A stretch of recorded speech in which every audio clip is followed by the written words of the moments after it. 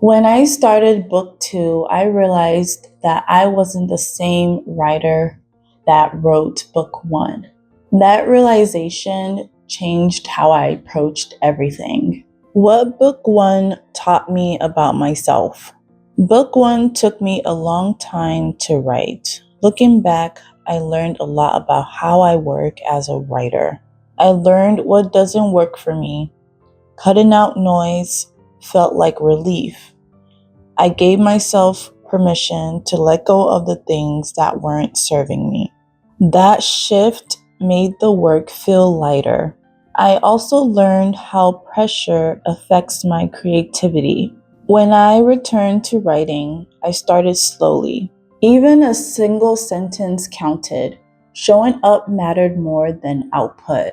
Over time, that approach created momentum that felt energizing instead of draining. Working with myself rather than against myself changed everything. Right now, that means one primary project, book two, supported by two connected spaces. This YouTube channel where I reflect on the process of writing book two, and my email list where I update readers. Everything is centered around the same story.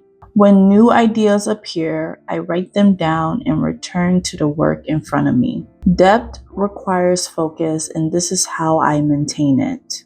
What is actually different now? With book two, I let the story unfold. When something in the world or the plot needs more thought, I give it space. If research or reflection is required, I pause and explore it instead of pushing through. I still outline, I still plan, but my outlines are flexible. They guide the work rather than constrain it. When the story reveals something stronger, I adjust. I'm not chasing an outcome. I'm focused on the work itself, and that's where the joy is. What I'm not doing anymore. With book two, I'm not trying to get it perfect. Perfectionism kept me circling around for a very long time before moving forward with the first book. I'm also not rushing. That shift changed how I approach deadlines. I still set deadlines, but they function differently now. They're markers, not pressure. They give direction without urgency. If I missed one, I look at what I've accomplished, adjust, and move forward. The process stays steady and grounded. Action is still happening, momentum is still there, it's simply intentional.